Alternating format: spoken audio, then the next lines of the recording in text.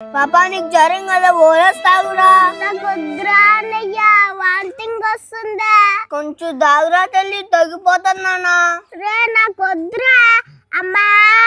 ఓంరా తల్లి, ఎవరి దిష్టి తగిలిందో ఏమో 2 రోజుల నుంచి నా బిడ్డకి జ్వరమే తగ్గట్లేదమ్మా. అమ్మా అమ్మమ్మ వాళ్ళకి ఫోన్ చేయమా, అమ్మమ్మ గుర్తొస్తుంది, అమ్మమ్మతో మాట్లాడాలా. అయ్యో చిట్టు తల్లి, రే నాన్న నా ఫోన్ అటు ఎక్కురా. ఫోన్ ఎక్కడే ఉండదులే మా వాడిని ఎందుకు అడుగుతున్నావా. ఏదో తేడాగా ఉందేంటి.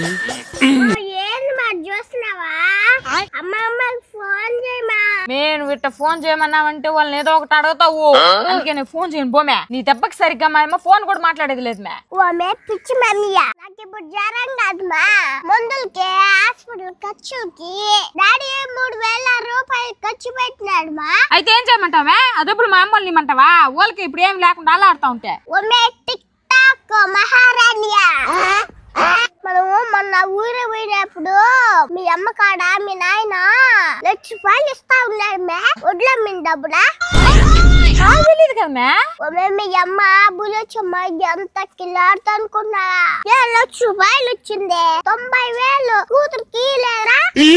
పాప 1,00,000 రూపాయలు 10,000 అడుగుతారు, నువ్వేమో 90,000 అడుగుతున్నావా. వ్యవసాయం నీ కోసం చేయాలట్మే వాళ్ళ. నువ్వు మాట నీకేం తెలీదా అమ్మా. వాళ్ళు ఎంత తక్కువ చేస్తే చెప్పలేదు చూడు మనక. వడ్లు అమ్మితే 1,00,000 రూపాయలు వచ్చినాయనా. నువ్వు చెప్పింది నిజమేరా తల్లి, ఒక్క మాట కూడా చెప్పలేదు వాళ్ళ. ఇంకెందుకు ఆలస్యమా, ఫోన్ చేసి అడుగుమా. అయిపోయినారు మా వాళ్ళు ఈ రోజు నా చేతుల. పాపా నువ్వు ఎక్కడ పండించాలో అక్కడే కరెక్ట్గా పెడతామా. నువ్వు పోరా అన్నయ్య, నువ్వు నన్ను ఎప్పుడు పొగడతానే ఉండవా. నాకు జ్వరం కదా, 5 కేజీ యాపిల్, 5 కేజీలు ద్రాక్షలు, 5 కేజీలు సిని పండ్లు అన్ని మూటకేసుకొచ్చేయమా. ఉన్నాయి నా వాళ్ళు ఎడదారో చూస్తానా.